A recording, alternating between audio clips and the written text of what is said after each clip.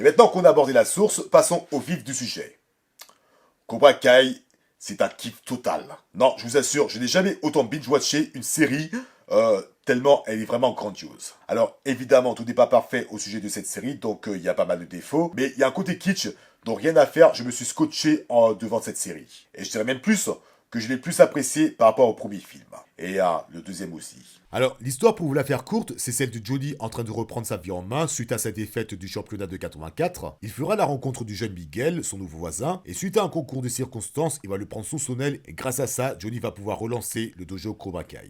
Le problème, c'est que vu que le dojo s'est tapé une mauvaise réputation, autant vous dire que c'est pas vraiment gagné d'avance. Alors, la première chose que j'apprécie dans cette série, c'est qu'on prend un méchant, entre guillemets, du premier film, pour en faire un héros. Ça, vraiment, c'est quelque chose qui n'est pas donné à toutes les séries. Je veux dire, au lieu de prendre Daniel LaRusso pour héros, alors que c'est censé être le héros de la trilogie, oui, j'ai bien dit trilogie parce que Miss Karate Kid ne compte pas, comme je vous l'ai dit, et ben tu prends un mec qui l'avait harcelé dans le temps, tu prends un mec qui ne se remet pas de sa défaite, et qui devient alcoolique suite à ça, et tu le vois reprendre sa vie en main petit à petit. J'ai beaucoup aimé ce parti pris parce que, malgré que de base, ce personnage c'était un connard, et ben dans le fond, c'est pas vraiment un mauvais bougre. Il a certes son caractère très traîneux, il est très dur avec ses élèves, mais pourtant, au fur et à mesure que la série progresse, on se rend compte qu'il a vraiment un beau fond. Il essaie de se remettre de ses erreurs, il essaie de se réconcilier avec son fils, qui n'arrête pas de faire des conneries à l'école, qui entre-temps a fugué et qui est passé de l'autre côté de la barrière. C'est-à-dire qu'à un moment, il va travailler chez Daniel, qui est devenu le patron d'une concession de voitures, et qui malgré ça ne sait plus où il va. Mais bon, je vais y revenir un peu plus tard. Bref, Johnny Lawrence, un personnage que j'ai beaucoup apprécié grâce à cette série.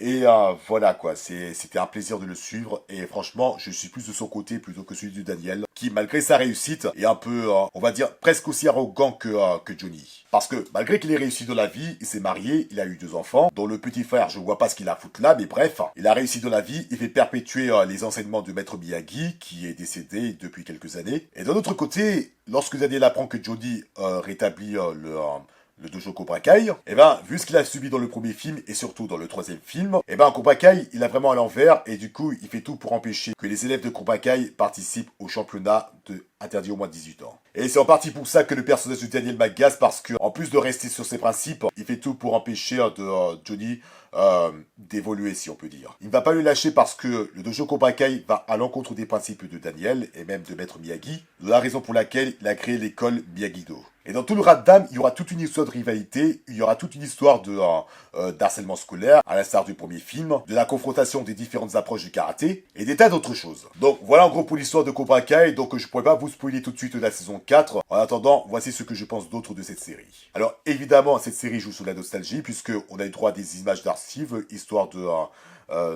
d'illustrer les souvenirs de certains personnages. Au début du premier épisode, on voit la finale du championnat de 1984. Pour finir sur le présent, on voit Johnny en train de picoler. Et après, dès qu'un personnage se remémore de souvenirs, aussi un autre personnage fait mention à une scène spécifique du film, et même un personnage des anciens films apparaître dans la série, et bien à chaque fois c'est pareil, on a eu droit à une image d'archive illustrant la scène en question, et à la fois ça fait du bien, mais c'est un peu répétitif à mon sens. Et c'est quelque chose qui se répète au fil des saisons. Donc oui, c'est d'une fanservice très assumée, je le conçois.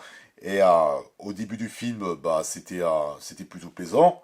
Et au bout d'un moment, je sais pas, ça devient un peu lassant. Et ensuite, il y a des histoires de rivalité qui se répètent, à commencer par Johnny et Daniel, qui n'ont presque pas changé, même si pendant quelques instants, ils font des trêves. Et quand tu vois cette rivalité, tu as l'impression que c'est une boucle sans fin, en fait. À un moment, ils se battent, ils se disputent, ils se réconcilient, et hop, rebelote. Et même si, au fil des saisons, la chose se passe sous un autre angle, eh bien, on ne sait pas où ça va mener, et j'ai l'impression que ça va se répéter jusqu'à la fin de la série. Ça se passe à un certain point où la relation de ces deux personnages n'a pas vraiment évolué. Enfin, du moins, c'est l'impression que moi, ça me donne. Mais bref, trêve de chipotage, les personnages sont très bien écrits, à commencer par Johnny, qui est vraiment mon personnage préféré, avec Miguel. Samantha, la fille de Daniel, je l'ai beaucoup aimé, même si, bon, je préfère quand même Tori. Et Robbie Keane, le fils de Johnny, eh ben, au départ, il m'a vraiment fait chier, mais à partir de la saison 4, franchement, il a remonté dans mon estime.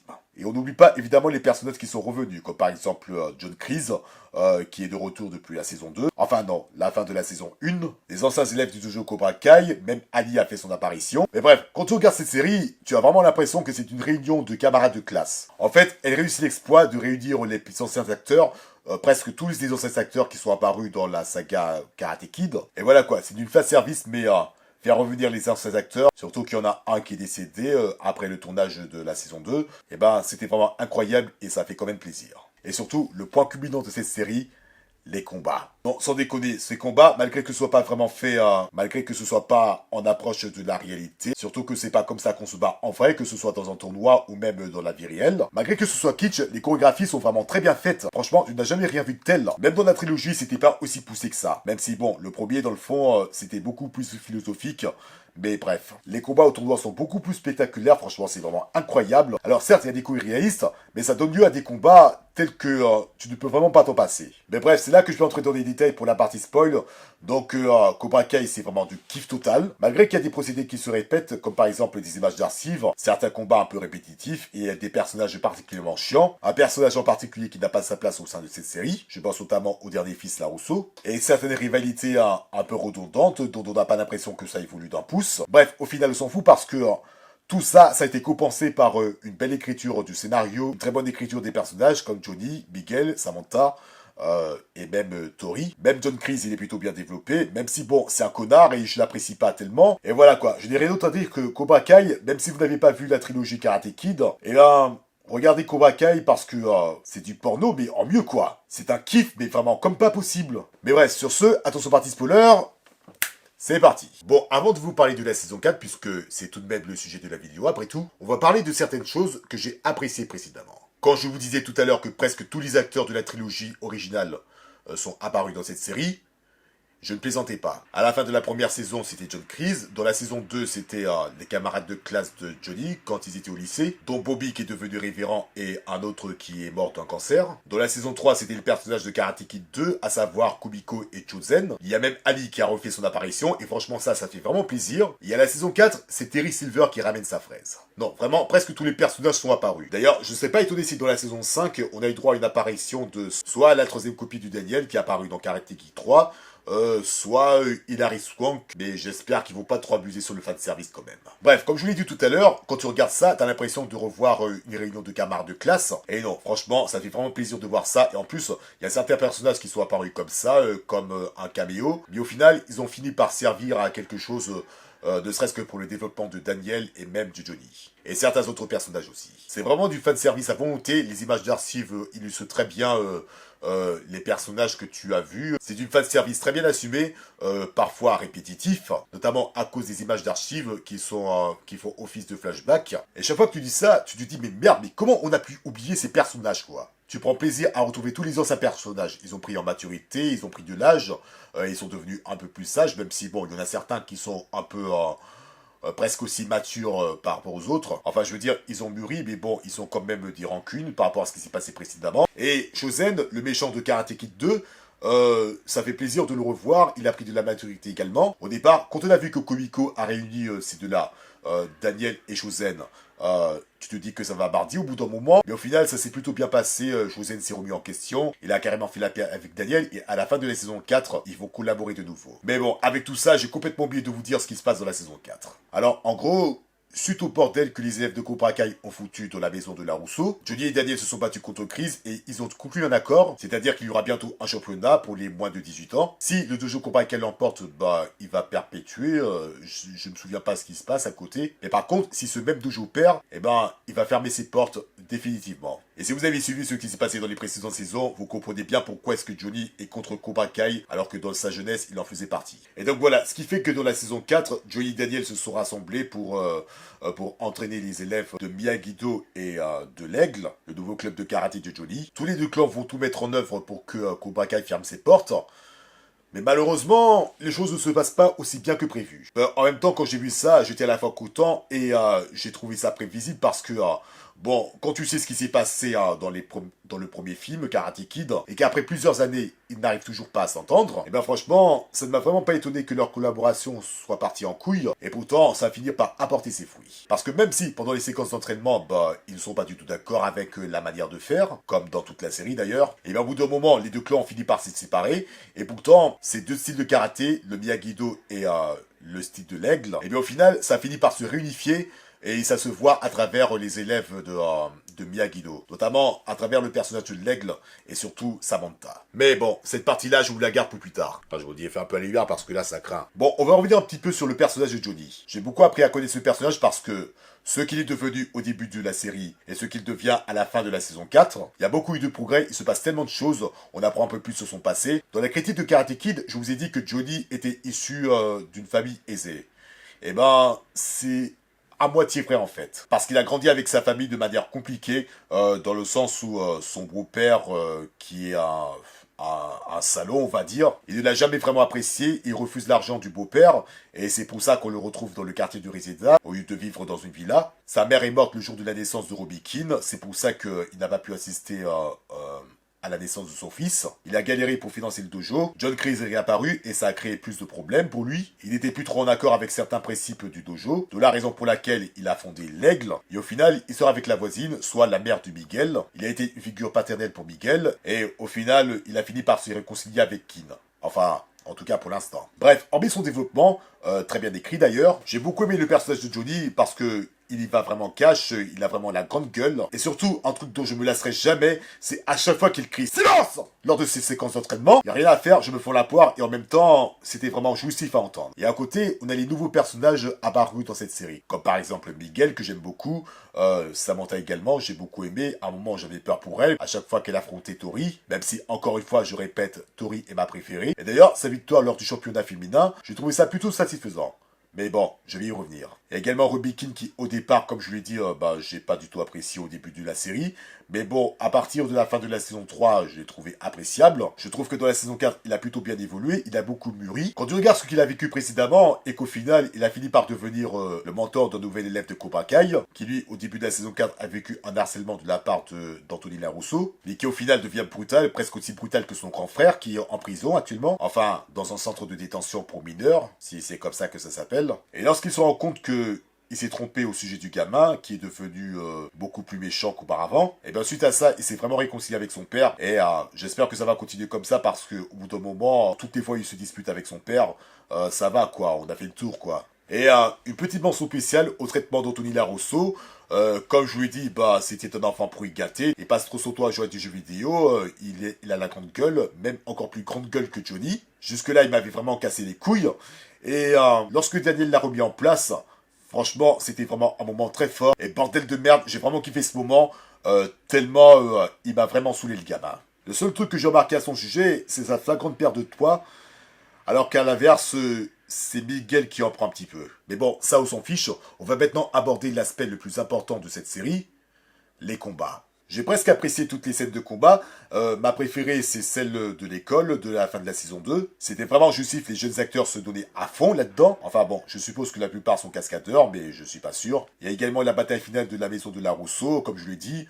Franchement, j'ai beaucoup aimé le plan séquence qu'ils ont fait avec. Franchement, c'était vraiment incroyable. Mention spéciale du combat Tori contre Sam, qui chacune porte des armes de ninja. Un Nunchaku pour Tori et un sai pour Sam, et on n'oublie pas évidemment les combats de Daniel et de Johnny, que ce soit la scène du garage, les combats contre les joueurs de hockey, la confrontation où ils ont fini ex aequo, et bien évidemment le fameux championnat à la fin de la saison 4. Franchement, c'était vraiment une tuerie. Alors, la première chose que j'ai appréciée dans cette partie, c'est qu'ils ont mis en avant les katas. Ça, c'était quelque chose qu'on n'avait pas vu dire, et qui au final manquait un peu au sein de cette série qui se concentrait plus sur les combats. Dans la trilogie, on avait vu un peu de kata, et dans Cobra Kai, on a plus vu des combats plutôt que des katas en eux-mêmes. Alors que le kata, ça fait partie de l'essence du karaté. Et pour l'avoir pratiqué dans le passé, sans vouloir me la péter, j'en sais quelque chose et voir du kata dans cette série, ça fait vraiment plaisir. Les gens adorent les katas. Je vous avais dit que ça aurait du succès. Et ce que j'aime aussi, c'est que tous les katas ne sont pas vraiment réussis, ce qui donne un côté réaliste à la chose. On a par exemple l'aigle qui a raté son coup final, celui qu'on appelle...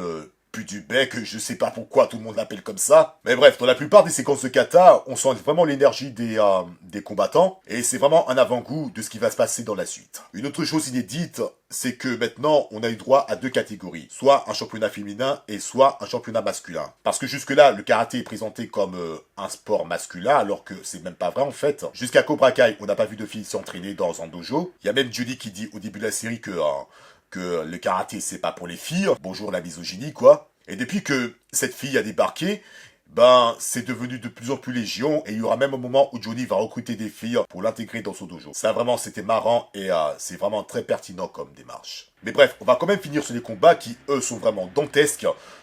J'ai surtout apprécié les combats de Robbie Keane, qui est déjà à la classe avec sa tenue du Cobra. Parce que tous les combats le concernant, ben, c'était jouissif à voir. Même quand c'était battu contre le petit nouveau, là, qui se faisait harceler par le petit frère merdeux de Sam. C'était plaisant à voir, même si, bon, à la fin, il devient très arrogant, le gamin. Et en ce qui concerne Miguel, franchement, je m'attendais à ce qu'il combatte de nouveau contre Robbie Keane en finale, comme ça a été fait la première fois dans la saison 1. Mais bon, au final, il a fini par avoir mal au dos ou mal au rein. Et du coup, il s'est disqualifié de lui-même du tournoi. Le sort du Miguel, j'étais assez satisfait dans l'ensemble. Parce que ce qui va suivre après, c'était vraiment très attendu. Et franchement, c'est le meilleur combat que j'ai jamais vu, moi, perso. Je veux dire, qui aurait cru que l'aigle, qui au départ était un loser, et depuis qu'il a adopté une coupe punk, il est devenu un peu plus badass, même si quelquefois il était chiant à un moment. Et qui aurait cru que lors de son combat contre Robbie Keane, c'était vraiment énorme à voir. Franchement, c'était vraiment badass à souhait. On a même eu droit à des sauts périlleux, il y avait de l'énergie, il y avait du punch. Non, quand tu vois ça, t'as vraiment l'impression de voir un combat de la même trempe que Bloodsport. Oui, une fois de plus, je place ce film comme une référence.